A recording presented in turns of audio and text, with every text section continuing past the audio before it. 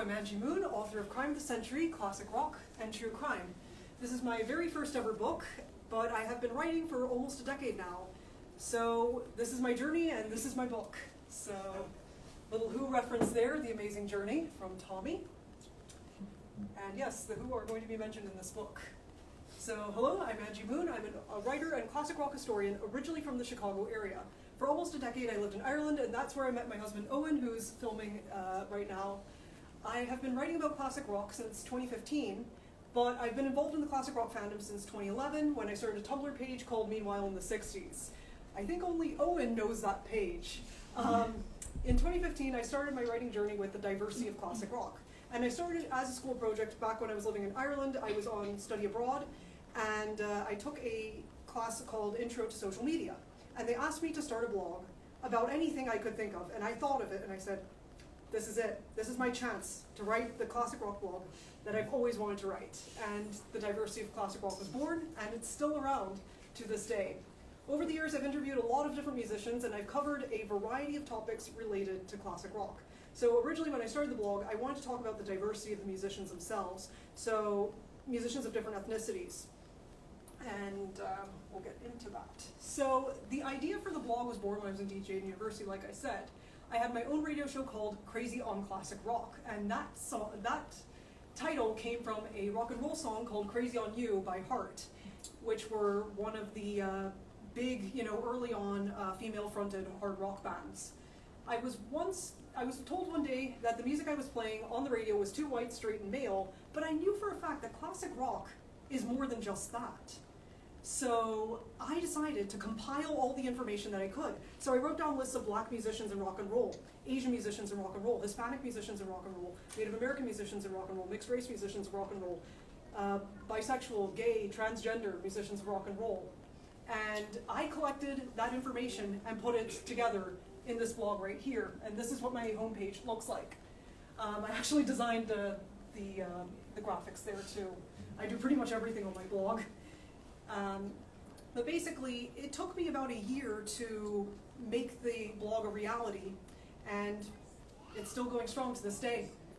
Now, there's only so much you can cover in those topics, so I needed to branch out and try different things. So basically, what I like to say I do is classic rock storytelling. I just tell stories about musicians, both very famous ones and lesser known ones. And classic rock may be old, but it lives on forever through the writings and the commentary of the generations that follow. And here I am, born 30 some odd years after rock and roll, and this is what I do.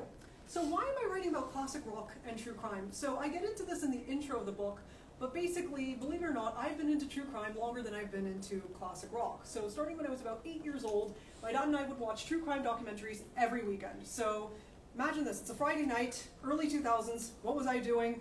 Watching 2020, watching 48 Hours, watching Dateline with my dad, and just, diving into these stories. And that's what led me to get into this book.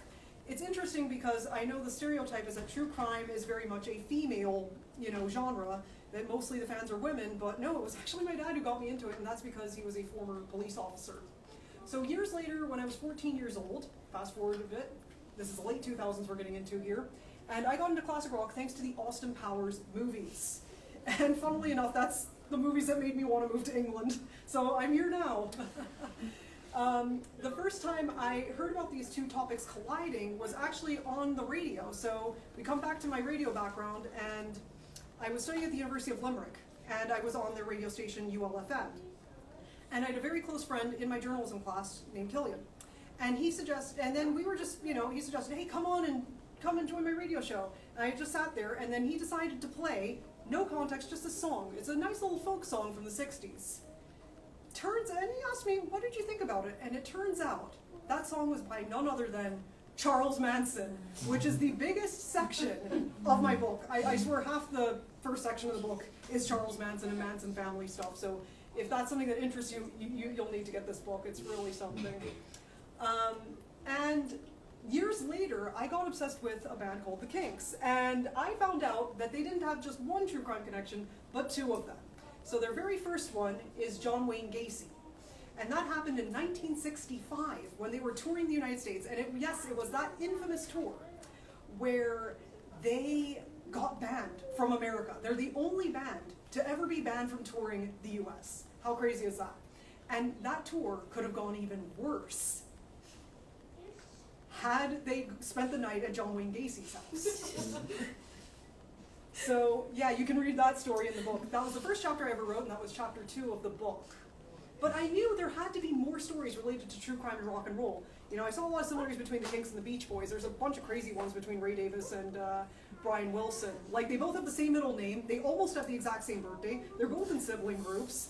They're both the lead songwriters of the bands. I mean, it's just insane to see similarities. Oh, also, they both struggled with mental health issues. Wow, what a coincidence. So I did countless hours of research, and that's how Crime of the Century was born, and this is my info dump about true crime and rock and roll. Here I am dressed up as Oppenheimer. I did a little promo right around the Oscars, dressing up as Oppenheimer, doing this little conspiracy theory board. So I did a little Pepe Sylvia. You'll see a Pepe Sylvia picture later on. But anyway, what can we learn from true crime? I mean, a lot of people kind of dismiss it as, oh, you're just glorifying violence. Are you just some crazy killer? You know, are you some closeted murderer? And I'm like, no. The truth is, we're not glorifying crimes. We're not disrespecting the victims, or at least us normal people aren't. Of course, it's very important to be respectful at all times. And, you know, it's something that it definitely takes a lot of skill to write about. Writing about classic rock, pretty easy stuff because it's light and fluffy. You're writing about music, you're writing about art. Nothing really that harmful there. But true crime, that's where, you know, there's victims and stuff, and you have to, you know, humanize the victims. But I also think it does nobody any favors to act like, you know, the murderers are just one-dimensional people or two-dimensional people with, you know, they're just evil little monsters and you can see it from far away. That doesn't do anybody any favors, because the truth is, some of the most dangerous people are the people that you would never suspect. And I think the greatest example of that would be Ted Bundy, which is also mentioned in this book. His story about how Debbie Harry allegedly got into his car in the early 70s. Anyway, just go with your gut. If it doesn't feel right, don't do it. That's the lesson. And true crime definitely has taught me to stay safe. Anyway, I think the main appeals for me, and also my father, he's not here right now, he's back in America, but I think he'd agree with me on this, that the appeals are the psychology and the legal system. And when you add in the celebrity factor, that's when it gets even more interesting. Star power, the rise and fall story arc. I was supposed to finish that up, but anyway, people may dismiss it, but it's serious stuff. It's really good stuff. And let's go on to the next slide. So the writing and researching process. So I started researching and writing this book back in May 2021. Originally it was supposed to be a blog post. That was all this was going to be. It was not going to be a book. I was just going to make this one of my many stories. But when I told Owen about the idea, he insisted that it needs to be a book. So if you bought the book and you enjoyed it, don't just thank me, thank Owen as well. I had multiple friends tell me that I should write a book. And I wasn't sure, what the hell am I going to write about? There's so much out there about classic rock. I mean, everything's been covered, right? So I thought of it and I said, there isn't anyone, I did find it after the fact, but who's written about classic rock and true crime together. All the other books that I found out there didn't go into it as much in depth as I did. And they were both very, all the books I found on that combine those two topics were very Americano-centric, and that's something that I definitely have an issue with in classic rock commentary, is that it's, you know, so focused on America, and everything's just so Americano-centric. I just recently started a new job doing social media for a small business here, and everything is just so Americano-centric that I'm like, okay, I'm trying to find UK-related hashtags so I can get it to the right audience, and it's like, whoa, everything's so Americanized, it's insane. But anyway, writing and researching the book took a little over 2 years, and I used hundreds of books, articles, blog posts, and documentaries to research for Crime of the Century. I really did spend countless hours. At the very end, you'll see all the citations in the back. It's going to look like a PhD thesis. I think it's longer than my husband's PhD thesis, if I remember right. Anyway, in the meantime, I was battling a chronic illness while writing this book, and this was the one thing keeping me sane while battling a chronic illness and chronic pain. Anyway, I beat my chronic illness. This was me at the height of my chronic illness. On a good day, I managed to hike up a mountain in Hawaii. This is Diamond Head. And yeah, I actually sprained my ankle. And I walked across Honolulu just to see the sunset at Waikiki. I was absolutely insane, but that was less than my adenomyosis did. Anyway, publishing the book took about 6 months, including editing, typesetting, cover design. There's a lot that goes into the book. That's something that I think not enough authors talk about, is how much goes on behind the scenes that you don't really see. And so lots of correspondence, lots of emails. It was like a job, except without the steady paycheck. Anyway, where did the title come from? So we are in the 50th anniversary of Crime of the Century by Supertramp. And this book just happens to come out 50 years after this album did. And this is an album I quite enjoy. And I do talk a little bit about it in the intro. But anyway, Crime of the Century, well, that's one of those expressions, just like Trial of the Century. So Trial of the Century, O.J. Simpson, that's the one that comes to mind, right? And yeah, and I thought, well, classic rock reference, we gotta have a classic rock reference in there. So the cover design and inspiration, this is the Pepe Sylvia, here we go. So I'm a big It's Always Sunny fan, and I thought, oh, this is great. We're gonna do a book cover with Pepe Sylvia, and I actually did recycle it for a promo video, maybe I'll show that. So yeah, this was the original idea I had for the book cover. I put that together myself, so I put the little conspiracy theory board. I'm not an artist, so I just grabbed clip art. Then I put like the little Celtic font, because I wrote the book while in Ireland mostly, and I thought, oh yeah, that would be cool, a little symbolism there. I like just that bright red, you know, symbolized blood. But I came up with a better idea later, when I was looking at Victorian book covers. For me, that's just the height of aesthetic. I don't know, this is just peak aesthetic for me. I just love how ornate this looks. I love how, you know, it's something that you could pick up out of a haunted mansion, and that's the aesthetic I really wanted for the book. So my favorite of the Victorian book covers is W.B. Yeats's The Secret Rose. Yes, Irish author there. And I put my own little spin on it, and at this point I knew I wanted a bloody flying V on the cover. So yeah, Crime of the Century, there we go. But I couldn't find something that had this look, and we made it with stock images, and I just couldn't find anything that gave W.B. Yeats' Secret Rose. So I was like, okay, back to the drawing board. And here we come. The tarot cards, Buddy Holly, Dave Davis with the flying V. What does this all have to do with each other? Out of context, this makes no sense. Well, let me explain this, so we'll have my Pepe Sylvia moment here. So the tarot card, this comes from a story in the book where Joe Meek goes to a tarot card reading. It's January 1958, and Joe Meek goes to a tarot card reading with a friend. And this friend draws out a few tarot cards. Unfortunately, I did not bring my tarot cards with me. I wish I did. So imagine that. And then the fortune teller writes down what comes to mind with each of the cards. So he wrote, for one, Buddy Holly dies February 3rd. So that's where the tarot cards and Buddy Holly comes in. Coincidentally, so February 3rd, that was the day the music died. So that fortune teller predicted the day of Buddy Holly's death correctly. However, it was not the correct year. It was January 1958. So it was February 3rd, 1959. That's the day the music died. So Buddy Holly, Richie Valens, Dave Walker, they died in that plane crash in Clear Lake, Iowa. But here's where February 3rd also comes in. Dave Davis of the Kinks was born February 3rd, 1947, and he was one of the guitarists that popularized the Flying V. Now the Flying V, right around the same time as the Joe Meek tarot card reading, the Flying V was patented, January 1958.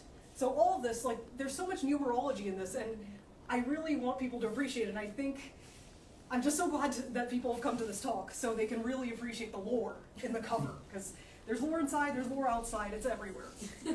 Everywhere. So yeah, that's where it came from. Now we're going to go through an overview of all the stories in the book. Okay, so chapter 1, Nightmare on Elm Street, the band. So what is this about? The band played at Jack Ruby's nightclub not long before the JFK assassination, and Jack Ruby was the one who killed Oswald on live TV. So this book has this kind of narrative frame of the 1960s. We talk about the cultural beginning and the cultural end of the 1960s. So this was just the beginning, culturally, of the 1960s. The next chapter, this was the very first one I wrote, Death of a Clown, reference to Dave Davis's song of that title. And this is the one where they meet John Wayne Gacy. They're also in the chapter 3 with the Kray Twins, because they had a connection to the Kray Twins. But who is the other connection to the Kray Twins in chapter 3? Another set of brothers, the Kemp brothers of Spandau Ballet. So you have the Kinks, the Kemps, the Krays. This chapter was brought to you by the letter K. So we got classic rock, true crime. There we go. I know this much is true crime. All right, chapter 4, we have more Kray Twins connections. So we got Cliff Richard, Frank Sinatra, Roger Daltrey, and the Tornadoes. And this is the first time we're getting a Joe Meek artist talking about in the book. So This song, Telstar, was composed by Joe Meek and produced by Joe Meek and then done by the Tornadoes. It was the very first British invasion hit in America. It was not the very first British #1 in America. That would belong to Vera Lynn, but it was not, it's definitely not We'll Meet Again. It's not that song, but it's a different song that went to #1. And then Stranger on the Shore was also a #1 in the US.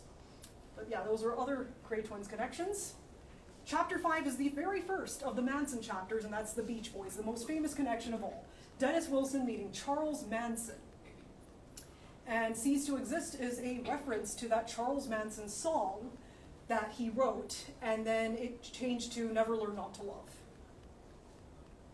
Chapter 6 is even more Manson family connections. So we got Neil Young, Phil Oakes, Terry Melcher, Cass Elliot.